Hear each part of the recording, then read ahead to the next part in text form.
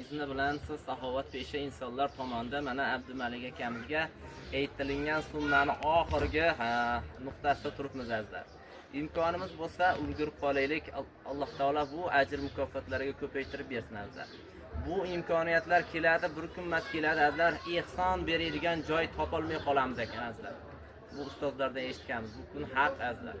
Shuning uchun haqiqiy haqdor oilani Alloh haq subhanahu va taolo sizni bizlarga ko'rsatdimi? İmkonimiz bo'lsa ehsonimiz qilib qolaylik. Mana yosh bolalar mana Alloh taoloning roziligini toparmikanman?